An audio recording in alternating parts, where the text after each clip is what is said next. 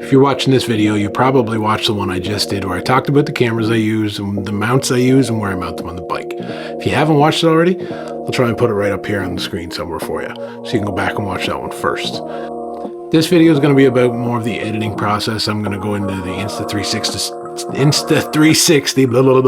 Insta360 Studio on my MacBook and show you how I format the video in there for a long form video, and then I'll also get into the Insta360 mobile app and show you how I do it for a reel. So let's get into it. Get your SD card out of your camera.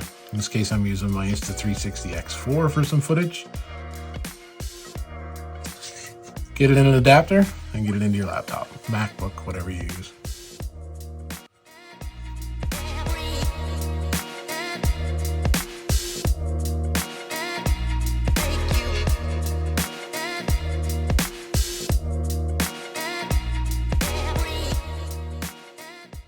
Open up your SD card, open up the folder, select any piece of footage in here. It'll recognize that it is 360 footage, and it will automatically open you up into the Insta360 Studio.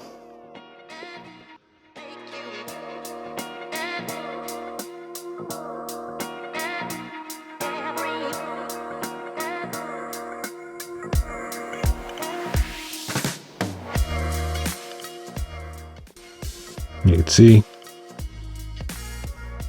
360 footage from a recent trip I did, so I don't need to clip this long, so for the sake of time I'm going to shorten it up. You can do that by just grabbing the ends of the content right here, right here.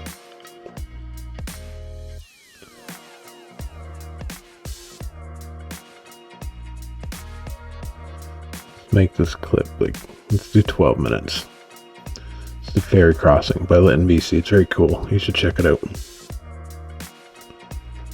Now we're going to go up here, make sure our direction lock is on. That way the screen doesn't move around a bunch on us. Now once the direction lock is on, we can zoom out and pick the desired frame we're after. Click this little auto keyframe here. It'll automatically populate with the settings of the current keyframe. You can decide if you want the ultra wide, mega view, or the D-warp, which crops you in quite a bit. We're going to stick with the mega view for this one, and you're just going to push the play button, and you're going to let this whole frame play for the entire duration. This is one thing that's a bit of a pain in the ass when it comes to 360 content, unless, like I stated in the previous video, you do use Adobe Premiere Pro. I know they have plugins that can make this stuff faster. I just haven't gotten to that level yet. But let's speed this up while this frames for us.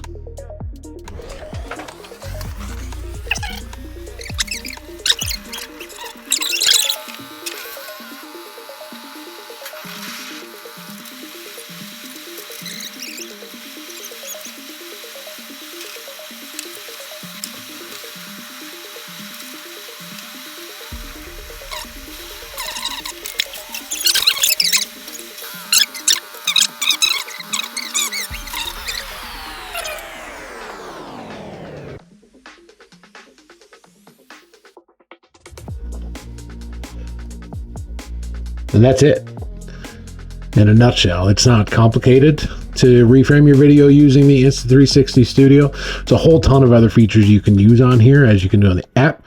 I don't often use them, but I just come on here, I have to reframe the video. Now you're ready to go up to this right hand side here, export your video, and do whatever you like with it. I'd highly recommend backing it up if it is something you're going to use for any type of long form content. If you are on a MacBook and say now you want to undo everything you just did, that's fine. I can increase the length of the video back to its original time by just dragging these out. And then I can go up top here to edit, and I can just select clear all, and it'll ask me if I want to clear all keyframes. The answer would be delete, and our footage is now back to stock form, free to do whatever we wish with it.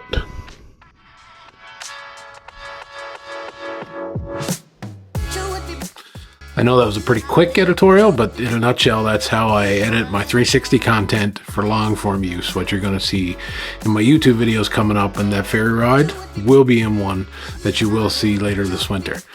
But yeah, it's time consuming. Normally, if it's a long video that I'm trying to reframe to the frame that I want, I will often just set it up on the computer, select my keyframe, and just let it play and walk away instead of sitting there watching it for 30 minutes.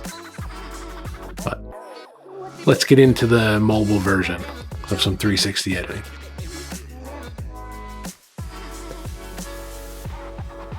For editing using the Insta360 mobile app, first thing we got to do is get our camera on and get it connected to our phone.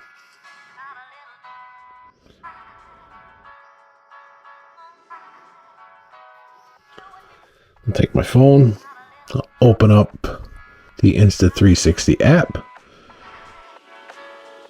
And I should see that Insta360 X4 show up in the bottom right there.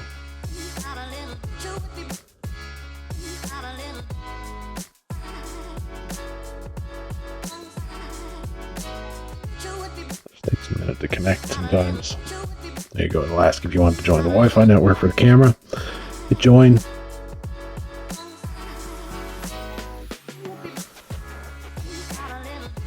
Now you can go into your album. You'll see all the content that you have saved on that specific SD card. So pick any piece of content you like.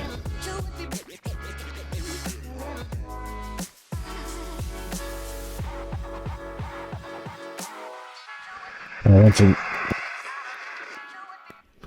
once it loads up, there's a couple different things here that I like to do personally when I'm editing my reels. One of the easiest things to do, let's slide till we're riding here, there we go, is to select the deep track. So you select deep track, draw a little square around whichever direction you want your video to generally face, and then just select start tracking.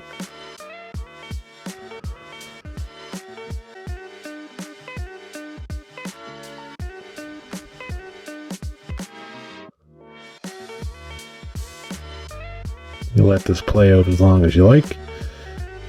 Once you get the section that you want, you can hit stop tracking, and you will see, if I start to play this from back here, where it will automatically pick up that keyframe that I selected, where it started tracking basically the dash on the bike right there. And it will track that around corners, up and down, doesn't matter. The camera view will track whatever it is that you've selected.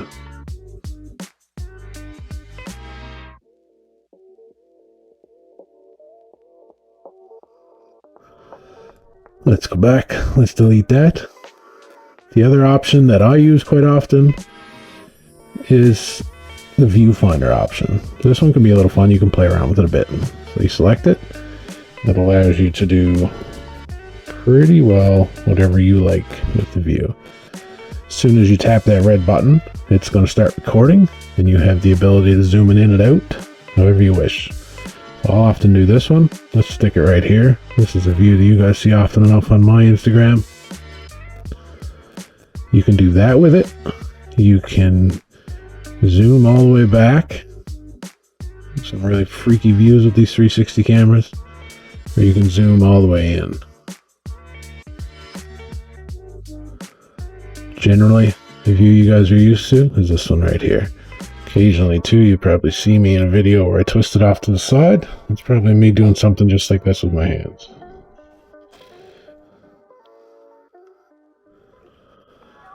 Hold that view for as long as you like. The only thing about using this one is that you do need to actually follow the road. So if you don't actually turn the phone as your bike travels around a corner, then the view will drift off to one side or the other. You got this long enough. Select the check mark. Select the scissors, which is your cut. Started there around 31 seconds. See the little red section ended up around 126. Select. I always export in 4K. Not sure if that makes a big difference. 1080p, because generally most social media platforms are going to edit it down anyway when you export.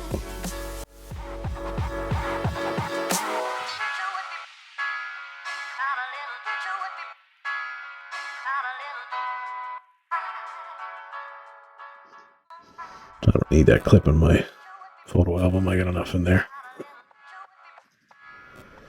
So that's it. And then here again, once you've got the little clip, if you want to go back to what you had in the beginning, just select that like little edit button on the bottom. You're going to reset edits, confirm. And there you go. Your footage is back to exactly what it was when you recorded it.